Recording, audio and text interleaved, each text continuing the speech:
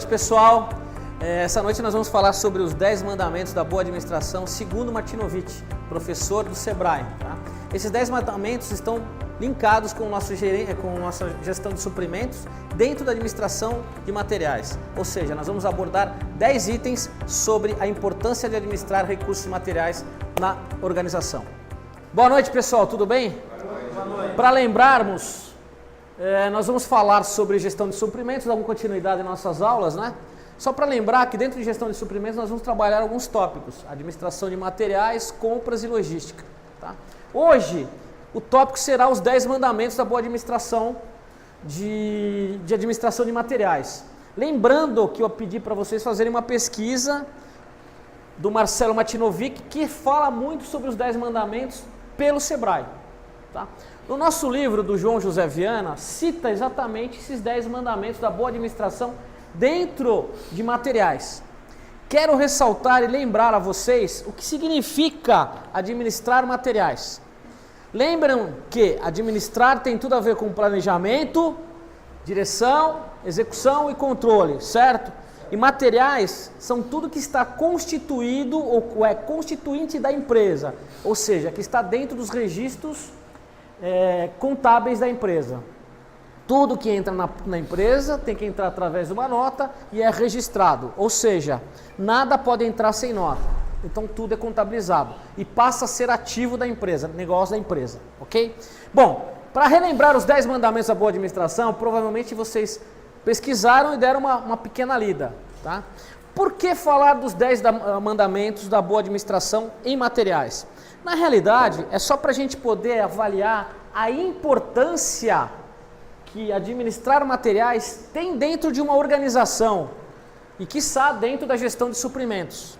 Tá? Então foi criado simplesmente uma ideia do tamanho da importância, dando esse codinome, os 10 mandamentos. E quem fez isso foi o Marcelo Martinovich, que é um consultor do Sebrae, professor e consultor do Sebrae. Ok? Para ressaltar, né? E ele diz o seguinte: os 10 mandamentos da boa administração de materiais é uma das especializações do administrador, ok? É necessário analisar todas os bons tópicos relacionados à administração, tudo que envolve a administração. Então nós podemos começar falando de um dos 10 itens da boa administração de materiais, que é, vocês pesquisaram aí, o que vocês acharam na folhinha aí? Qual que é o primeiro que aparece para vocês aí? Análise de mercado, todo mundo está acompanhando aí. Informações precisas sobre fornecedores, clientes, concorrentes e ambiente econômico, que auxiliam na identificação de oportunidades. Ou seja, análise de mercado. Toda empresa que tem a sua gestão de suprimentos, cujo subitem tem administração de materiais, tem por si a responsabilidade de enxergar o mercado para poder fazer bons negócios. Boa aquisição, boas aquisições para abastecer o seu estoque. Tá? E para tanto é importante conhecer os fornecedores que trazem esses produtos. Nós já até falamos isso em aulas passadas. Ressaltando que também nós temos que elevar os pensamentos para o nosso cliente, porque a nossa matéria-prima, a nossa negociação com o fornecedor traz bons elementos para que eu possa produzir serviço ou um bom produto para o meu cliente final. Portanto, analisar o mercado é conhecer quem produz as minhas matérias-primas e conhecer o meu cliente que vai comprar meu produto acabado ou meu serviço final. Estão entendendo isso? Tá? As informações do mercado são muito importantes, ou seja, analisar o mercado. Tá? Eu faço até uma colocação bastante interessante, que isso vai servir para os outros itens. Quando nós falamos sobre mercado, logo vem na minha cabeça, assim, imaginando aquele ator, o Edson Celulari, né? Passeando na praia com um chinelo havaiana todo decorado. Né? O que acontece? No dia seguinte, todas as lojas têm que estar preparadas para poder atender a demanda dos seus clientes que vão buscar essas sandálias. Ou seja, o próprio fabricante sabe que ele vai ter uma demanda de um determinado item, portanto, ele tem que ter o seu fornecedor disponível para poder atender a sua demanda também, para não perder mercado. Vocês estão entendendo o que eu estou dizendo? Como é importante a informação, como é importante conhecer o mercado e como é importante analisar o mercado? Tá? Ressaltando que analisar o mercado é também conhecer os nossos concorrentes. Certo? Saber quem está produzindo o mesmo que eu, em serviços ou produto acabado, seja qual for a linha. Tá? Preciso conhecer os meus concorrentes para que eu possa atender da melhor forma possível o meu cliente final. Ok? Ótimo. Esse é um dos mandamentos. Análise de mercado. Tá? Não vou escrever aqui porque vocês estão acompanhando aí. Né? O segundo é perfil do público. É preciso identificar as necessidades do consumidor para traçar os objetivos e a forma de atuação ou as formas de atuação da empresa, da nossa empresa. Tá? Como estabelecimento de preços, canais de vendas e etc. Perfil do público. E eu escutei hoje uma propaganda, eu lembrei de você, Thiago. A concorrente Samsung está lançando um computador ultra super fino e leve. Né? E eu fiquei interessado em conhecer aquilo. Só que eu acho que hoje a preocupação não é ter um notebook fino. Não é isso? Sim. O pessoal está mais preocupado em ter um iPad, né? Ou um tablet, melhor dizendo, né? iPad, um tablet. Né? Mas eu achei interessante a chamada da Samsung, ou seja, eles provavelmente analisaram o momento da exigência do público. Para ter um notebook, é importante que se tenha um notebook ultra fino e leve. É a tendência do mercado. Vamos entender. Por quê? Porque identificar as necessidades do consumidor faz com que as empresas tracem os seus objetivos. O que tem a ver com a administração de materiais?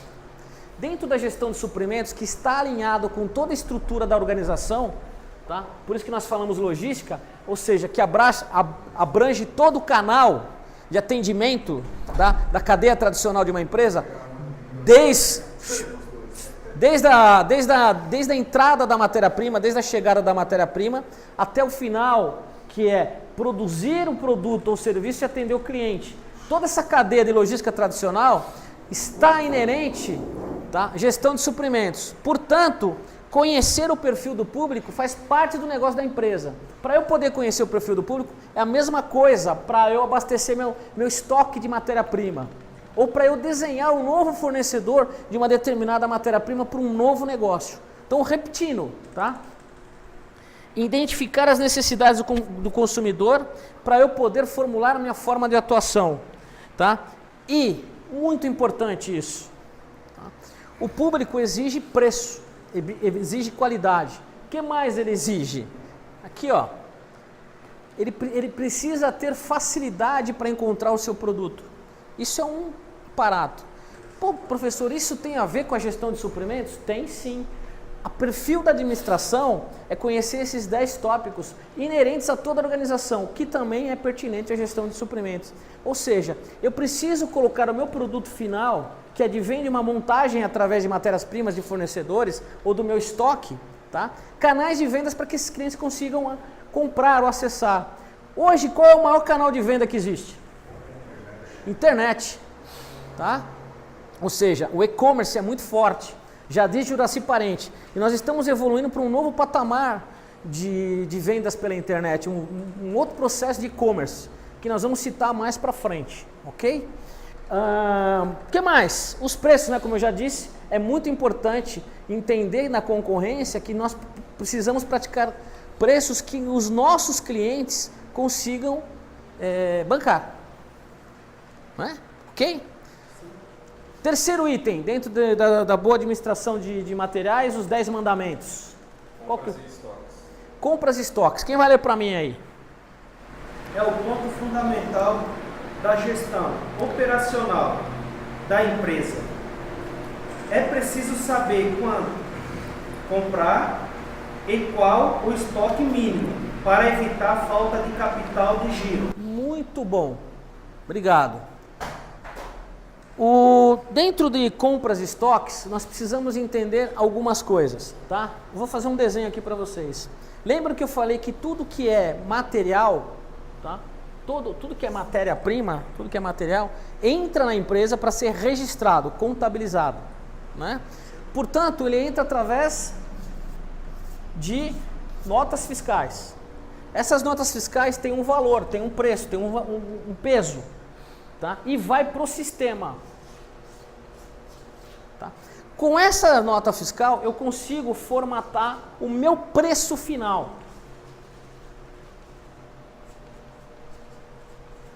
Ou seja, eu consigo formular meu preço final do produto. É mais ou menos o seguinte, se eu vendo pedaços de bolo ou se eu vendo bolo, eu tenho que saber os preços que eu vou pagar na farinha, no ovo, no leite, no açúcar e assim sucessivamente. Só que, de acordo com o percentual que eu vou utilizar desse produto do estoque, para produzir um bolo, entenderam? E esse peso dos 2 ovos, por exemplo, que vão para produzir um bolo, desculpe, ou 3 ovos que vão para produzir um bolo, ele tem um preço, certo? Para eu formular o preço disso, o preço final de toda essa somatória, eu preciso ter o valor de entrada desses itens. E aqui é onde eu coloco a margem de contribuição, para eu ter um preço certo final, ok? Boa noite. Dentro disso, eu preciso entender qual é o estoque mínimo que eu vou ter na minha empresa. Tá? Compras e estoque. Ou seja, para quê? Para que eu formule bons negócios com o meu fornecedor. Tá? Vamos imaginar que nós produzamos bolo de morango, ok? Para tanto, para cada bolo vão 3 ovos, 1 quilo de farinha e manteiga e papapá. Ok? Então, toda vez que eu vou produzir bolos, eu tenho uma demanda que o meu sistema me informa. Dentro da minha cadeia de logística, eu tenho uma demanda, ou seja, eu tenho que produzir 10 bolos por dia. Para cada bolo, eu preciso usar 3 ovos. Quantos ovos eu vou precisar por dia? 30, ok? Eu posso fazer uma parceria com o meu fornecedor de que ele vai me entregar todo dia, 2 vezes, uma entrega a cada 2 dias, ou sei lá, uma vez por semana, uma quantidade de ovos que eu vou utilizar para produzir o meu bolo. Tá? Provavelmente o meu estoque vai ficar reduzido, certo? Ok? E com isso é muito importante, porque o dinheiro que eu ia empenhar para ter um estoque muito grande, eu posso usar para outros recursos.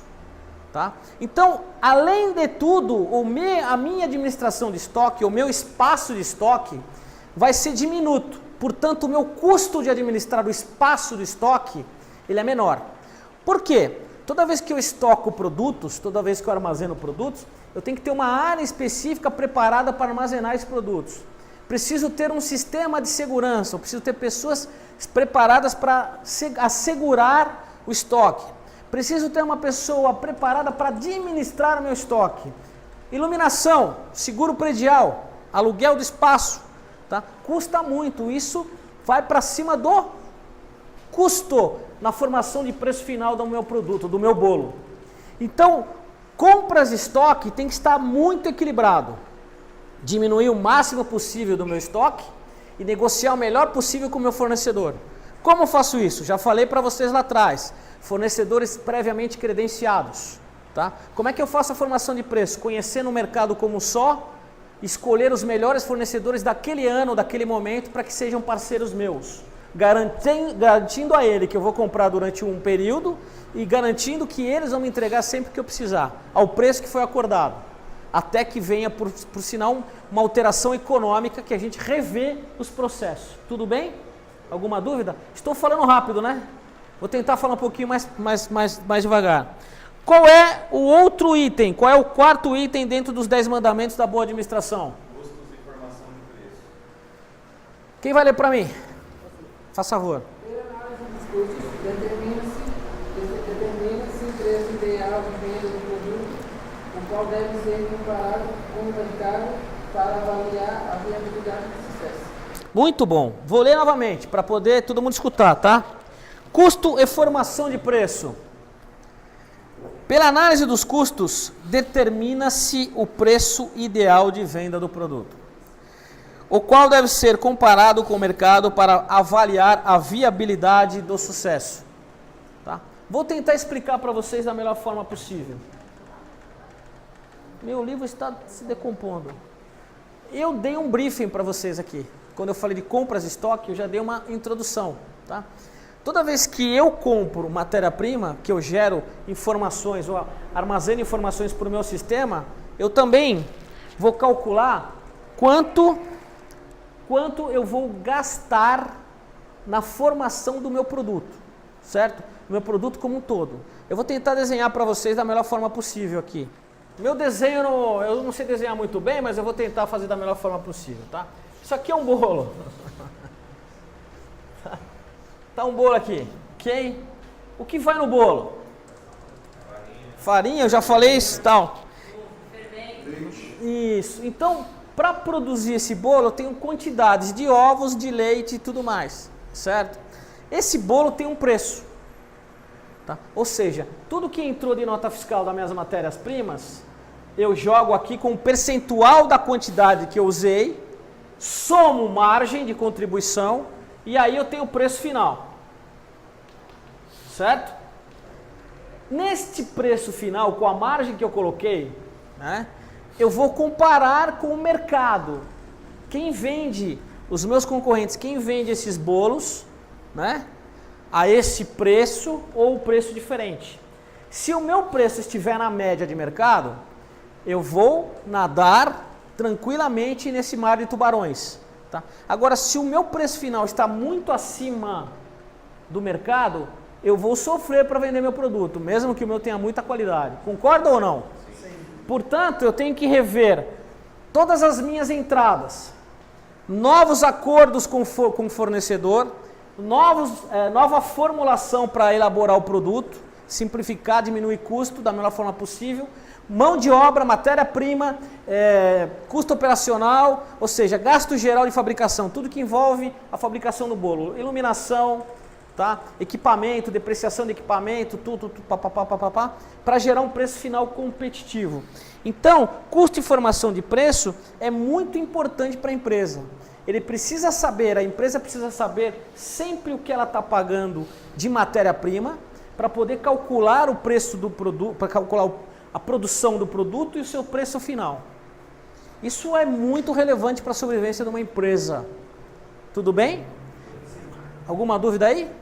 Tá. A gente pode delongar mais isso, mas nós vamos conviver com esses tópicos lá na frente, nós vamos trabalhar um pouco mais, tá? Ou seja, nós vamos esmiuçar um pouco mais isso, tá? Qual é o próximo item? Fluxo de caixa. Está acompanhando aí? O fluxo de caixa. Eu vou ler dessa vez. Você tem aí, Diana? Diana, tem aí? Desculpa. Não. Tá, eu vou ler. Fluxo de caixa. As informações sobre movimentos de entrada, saída e saldos permitem planejar estouros ou sobras de recursos. Vale a pena fazer um controle diariamente. Tá aí? Tá. Então, o que é um fluxo de caixa? Agora nós vamos traduzir isso para um outro momento. Tá? Eu sempre falo da despensa, né, da nossa casa, né? Quando a gente calcula produto, o nosso estoque é a nossa despensa de casa, as latas de leite condensado, a farinha. Isso aí, a gente não pode esquecer, na hora que a gente vai fazer o recheio do leite condensado, é óbvio, né? Relevo esses pensamentos para o nosso fluxo de caixa pessoal. Quem de vocês calcula o que gasta no dia e o que ganha no dia?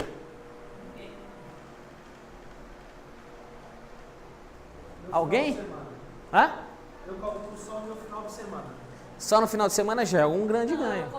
Isso é, sabe, uma das coisas, um dos maiores erros das grandes organizações ou das organizações, né? Não estou dizendo das grandes, ou seja, das organizações, ou mesmo nossos erros como administradores, por exemplo, é não enxergar, tá, as nossas capacidades. Tá? Capacidades, eu digo capacidades de recursos financeiros.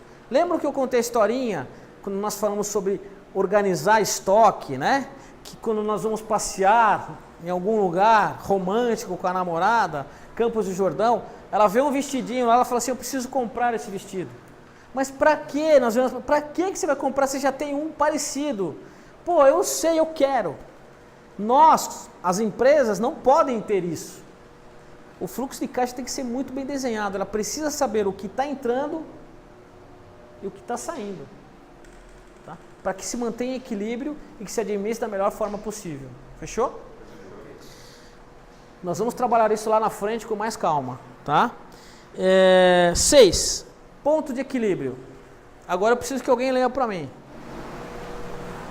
O empresário deve saber o faturamento mínimo capaz de pagar todos os seus custos e despesas. Com base nisso, poderá estipular suas cotas mínimas. Isso. Tá, então, dentro do fluxo de caixa, nós sabemos a movimentação total da empresa. Tá? No ponto de equilíbrio, é necessário montar lá uma informação dizendo: aqui é o máximo que eu compro, aqui é o máximo que eu invisto, aqui é o máximo que eu posso soltar ou investir, empenhar dinheiro. Tá? Isso é muito importante para a empresa, colocar limites. Poxa vida, esse mês nós precisamos comprar mais produto de limpeza para manter o prédio cheirosinho. Infelizmente, o nosso ponto de equilíbrio não permite que a gente faça isso. Tá? Esse ponto de equilíbrio é simplesmente um detalhe para toda a extensão da administração da organização. Não cabe só a administração de recursos materiais, ao ponto de equilíbrio do meu abastecimento ou da minha produção. Cabe a tudo dentro da organização. Saber os pontos de equilíbrio para que eu possa tanto produzir quanto comprar. Por que produzir? De repente, se eu produzir mais bolos do que eu estou pretendendo vender, o que pode acontecer? Estragar, perder. É um produto perecível no nosso caso. É dinheiro que voa. Prejuízo. Então, meu ponto de equilíbrio para produção, por exemplo, tem que ser baseado na demanda. O meu ponto de equilíbrio para compras tem que ser baseado na demanda. O meu ponto de equilíbrio para investimento em materiais improdutivos, que são aqueles que não estão ligados à produção, tem a ver com o meu custo operacional, com a minha demanda. Ok? Ponto de equilíbrio é muito importante. O que mais? Planejamento tributário. Opa, esse é mais complexo. Consegue ler aí, Thiago? É preciso saber quantos e quais impostos e tributos serão recolhidos, quais os benefícios e seus efeitos sobre o custo da mercadoria. Alguém pode me explicar? Tudo que você compra tem um imposto atribuído a ele. IOF, ICMS, entre outros tipos de impostos. Saber quais serão obrigatórios para esse produto para você poder fazer a afirmação do preço da sua mercadoria. Você não ficar no prejuízo, né? Vocês conseguem imaginar a quantidade de impostos que uma empresa paga por dia? Por semana? Por mês? Por quinzena? Por mês? E por semestre e por ano? Precisa ter um setor específico ou uma pessoa específica direcionada com uma certa tarimba para conhecer a quantidade de impostos que as empresas pagam. Por que é importante a gente saber isso? Planejamento tributário. Justamente para a gente não cair na armadilha de estar zerado financeiramente e ter que pagar impostos acima da nossa capacidade. E muito importante também, quando eu falo de calcular preço, margem de contribuição, gasto geral de fabricação, também imperar no cálculo tudo que é pertinente a alguns insumos tributários que virão ao longo do ano. Quantas vezes no ano nós pagamos imposto de renda? Vocês calculam ou imaginam quanto vocês pagam ou vocês recebem de imposto de renda? Não dá. Só na hora que nós vamos fazer o cálculo que a gente vai ter uma perspectiva. Eu conheço pessoas, por exemplo, uma professora muito querida, por sinal, teve um problema no imposto de renda. Por um erro de avaliação, ela teve que pagar uma bela grana para o imposto de renda e num momento, infelizmente, um momento financeiro complicado. E como é que você foge dessa responsabilidade tributária? Não tem como fugir. Ou você recorre a financiamento, a empréstimos para poder pagar, e vai pagar juros e vai criar um pequeno problema. As empresas são da mesma forma. Portanto, planejamento tributário é muito relevante no negócio. Por exemplo, existem regiões que na emissão de nota fiscal o ICMS é diferenciado. É ou não é? Sim. Zona Franca de Manaus, para incentivar a região. Né? Algumas regiões o ICMS tem um valor diferenciado. Isso é muito relevante para as empresas. Imagina uma empresa, por exemplo, como a Petrobras, que produz e emite notas fiscais de grande volume, de grandes valores por dia. Tá? 1% em cima do ICMS de desconto refere-se a uma grande ganho do negócio, ao qual ela pode imputar, por exemplo, no processo produtivo ou na formação do custo. Aliás, quanto é que custa o litro da gasolina aí que eu vi hoje um papo de que tem um valor bastante significativo quando sai da distribuidora? É R$ 1,50 a no máximo R$ 2,00, não é isso? Eu vi alguma coisa, preciso pesquisar. Por que nós estamos pagando em Brasília R$ 4,25 a R$ 4,30 o litro da gasolina? Se sai da distribuidora no máximo R$ 2,00. Impostos e mais outras coisas, né? Bom, outro item que é o 8º, certo? Planejamento tributário. É isso? Não, nós já falamos. Estrutura comercial. Estrutura comercial. Cara, isso é muito legal também, falar de estrutura comercial. Quem quer falar sobre estrutura, ler sobre estrutura comercial? É a estratégia de vendas adotada pelo empresário que definirá o grau de penetração do produto no mercado. Ela deve ser estudada caso a caso. Isso, estrutura comercial. Tá? É muito importante uma empresa que produz produtos tangíveis ou serviços intangíveis, né? Ela ter definido a sua estrutura comercial. Nós temos um colega de sala que ele perpetua vendas por onde? Pela e-commerce, pela internet. Né? O físico dele é muito fraco, ou seja, a venda física pessoa a pessoa é muito restrita, é muito pequena. Tá? O forte é vender pela internet. Tá? E existem empresas que é o contrário, a venda é muito limitada pela internet, mas a venda tete a tete, cara a cara, face to face, é muito maior. Podemos dar exemplo. Mas vende também pela internet, mas é muito mais... Por exemplo, submarino, vende pela internet. Eu lembro, eu penso muito no atacadista açaí, no atacadão.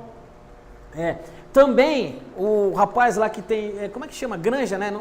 A granja é quando vende frango, mas o frango já está abatido. É granja, né? Que vende frangos.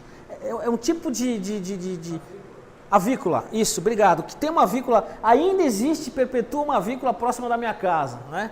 E vende bastante, não é carne, é só coisas pertinentes ao frango, é coxa, anticoxa, pescoço, aquela coisa toda, ovos, né? E esse tipo de venda é uma venda muito face to face, né? Então, a estrutura comercial de uma empresa é muito importante. Por exemplo, ter pontos de vendas e também saber trabalhar a imagem da empresa ou vender pela internet. Tá? E isso tem um custo, concordam comigo? Sim. Um custo bastante interessante. E ponto de venda também custa. Né? Por exemplo, o que os bancos fazem com a gente? Cobra. Taxa. E faz o seguinte, pelo amor de Deus, não venha na agência, usa teu celular. No máximo vai no terminal ali. O terminalzinho fica logo. Antigamente você tinha uma pessoa que te recebia no banco, que te levava até lá dentro, você passava pelos caixas. Hoje eles colocaram os caixas automáticos eletrônicos na entrada. No máximo que você afronta são seguranças, para que você não vá à agência. Quem é que eles querem na agência? Aliás, as agências cada vez diminuem mais, porque o ativo do banco não é imóvel. Isso é dor de cabeça, o ativo do banco é dinheiro. Então eles querem cada vez menor as unidades, diminuir as unidades para que não tenha custo operacional e que só ganhe dinheiro em cima do dinheiro.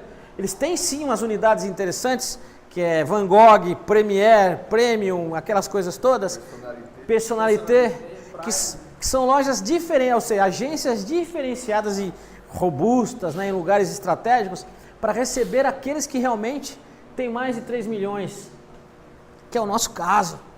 A gente chega lá, tem cafezinho, televisão, ar-condicionado, moças bonitas, rapazes fortes para atender a gente, né? Bolachinhas, quitutes e tudo mais. Quanto mais nós ficarmos lá, significa que mais eles vão pegar e operacionalizar o nosso dinheiro.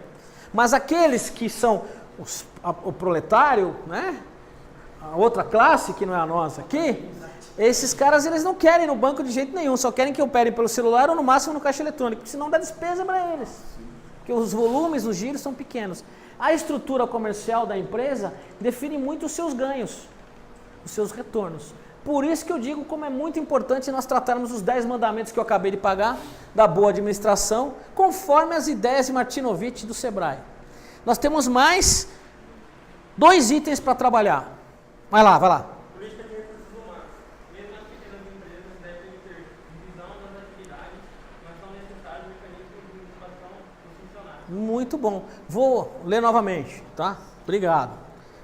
Mesmo as pequenas empresas devem ter divisão das atividades, mas são necessários mecanismos de motivação dos funcionários.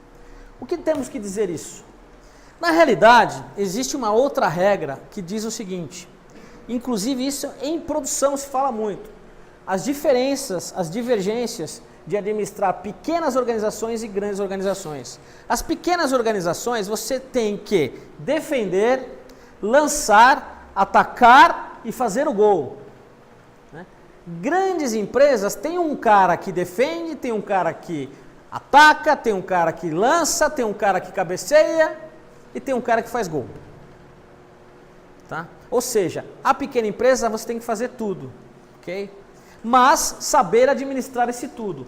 Porque se você estiver instalando um equipamento ou resolvendo um problema de serviço e alguém ligar para prospectar um novo negócio, você tem que saber lidar com essa situação, certo?